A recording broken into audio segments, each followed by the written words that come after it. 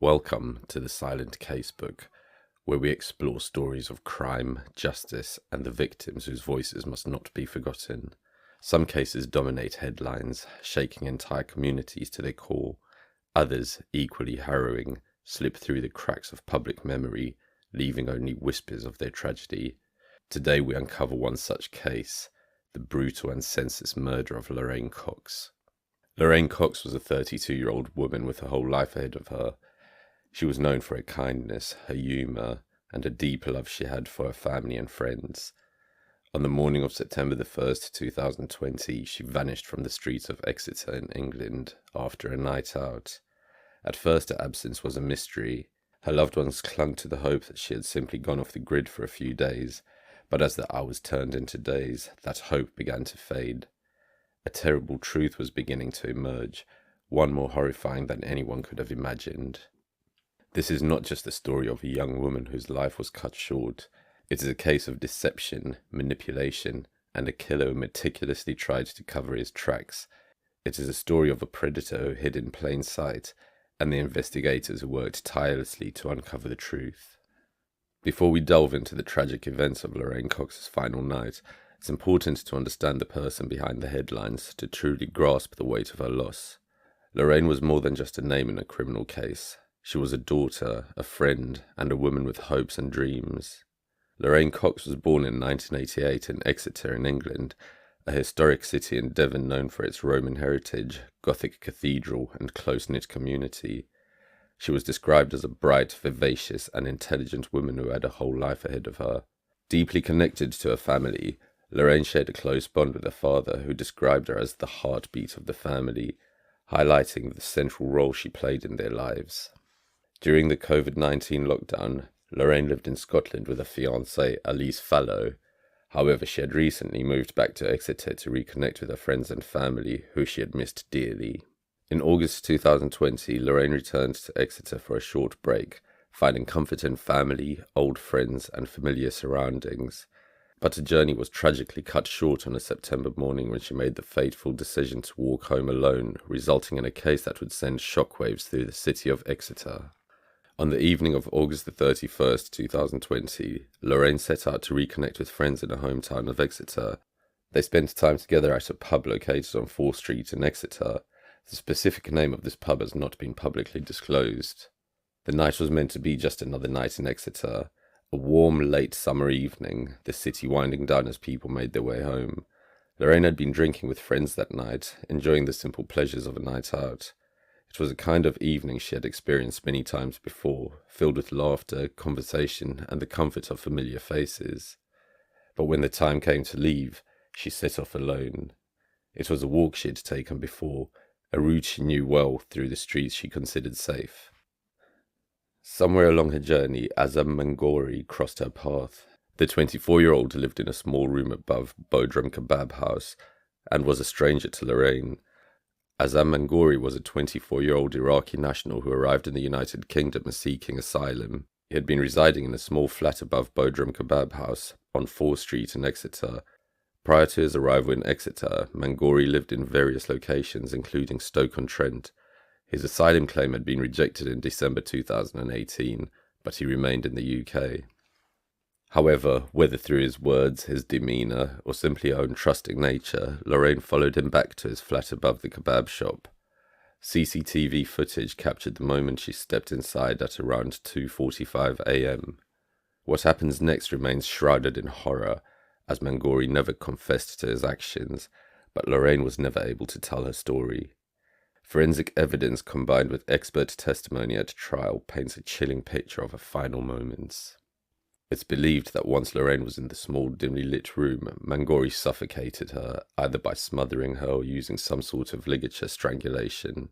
There were no signs of blunt force trauma or stab wounds, suggesting that he killed her in a controlled and deliberate manner.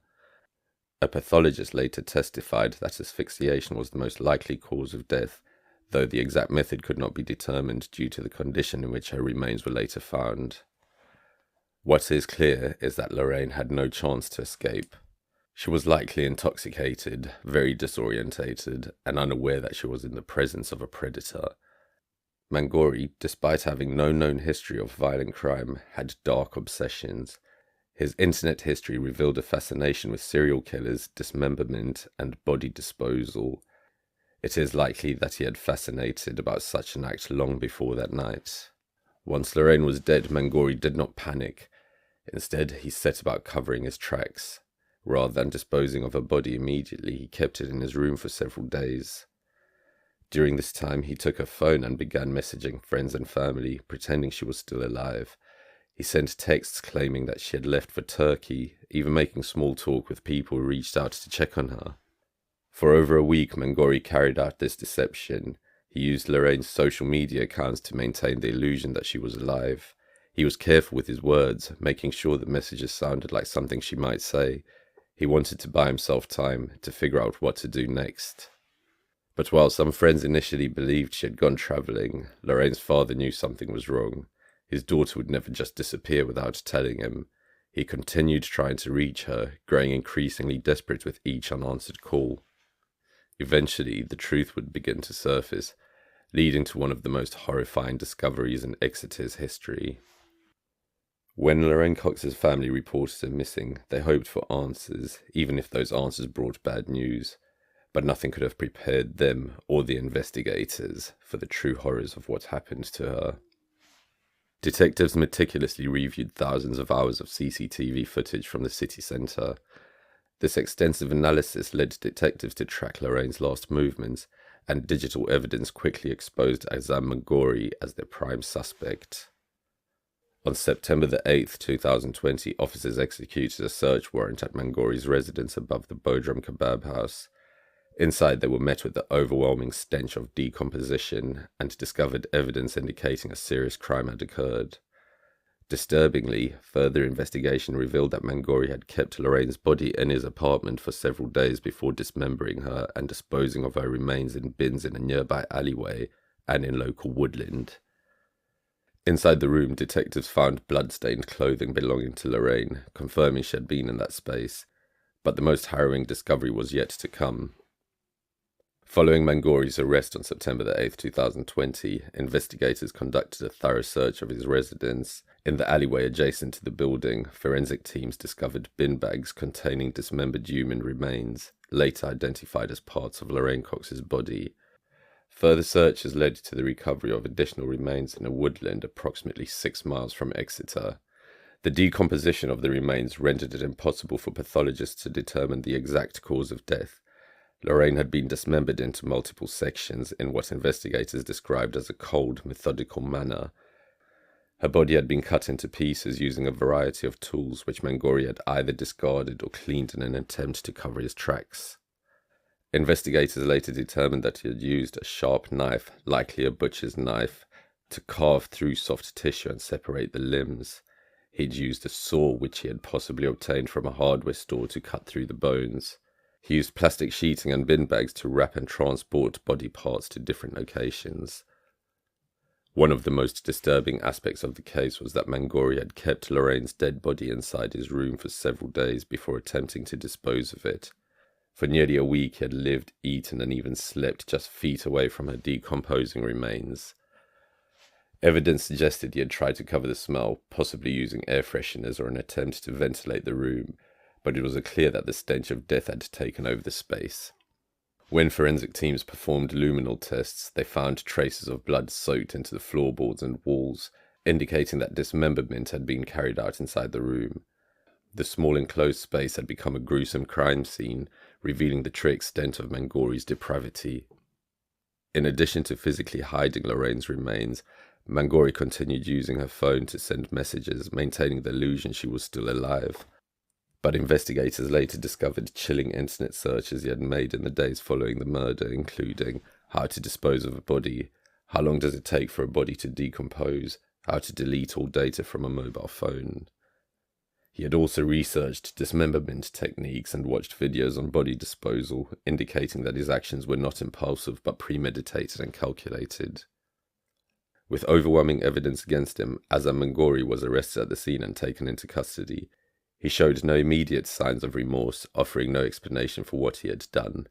His cold, emotionless demeanour would later become a key point in his trial. The investigation into Lorraine Cox's disappearance showcased the dedication and thoroughness of law enforcement in pursuing justice.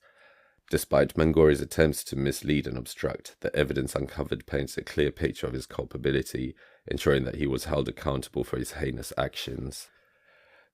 The trial of Azam Mangori for the murder of Lorraine Cox commenced in March 2021 at Exeter Crown Court, drawing significant attention due to the harrowing nature of this crime. Over the course of 4 weeks, the prosecution presented a compelling case, meticulously detailing the events leading up to and following Lorraine's tragic death. The prosecution's case was led by prosecutor Simon Laws, QC. The prosecution argued that Mangori had targeted Lorraine as she walked home alone in the early hours of September 1st, 2020. CCTV footage showed Mangori approaching Lorraine and subsequently leading her to his flat above the Bodrum Kebab House on 4th Street. The prosecution highlighted Mangori's actions following Lorraine's death, emphasizing his attempts to conceal the crime by dismembering her body and disposing of her remains in various locations around Exeter. They also presented evidence of Mangori's morbid interest in amputation, citing his online searches related to body dismemberment both before and after the murder. The defense contended that Lorraine had died suddenly after consuming drugs and alcohol in Mangori's flat. Mangori claimed he panicked upon discovering her lifeless body and, fearing repercussions, decided to dismember and dispose of her remains.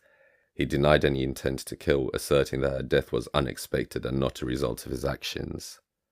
After deliberating for 6 hours, the jury found Azam Mangori guilty of murder on April 1st, 2021. The unanimous verdict underscored the jury's rejection of Mangori's account and their acceptance of the prosecution's evidence pointing towards premeditation and intent. On April 7, 2021, Mangori was sentenced to life imprisonment with a minimum term of 20 years. Mr. Justice Garnham, presiding over the sentencing, remarked on the senselessness of the crime and the profound loss suffered by Lorraine's family and friends. He highlighted Mangori's calculated efforts to cover up the crime, including Lorraine's SIM card to send messages to her loved ones, creating the illusion that she was still alive. The tragic murder of Lorraine Cox in September 2020 sent shockwaves through the Exeter community, leaving a mark on her family, friends, and the city at large.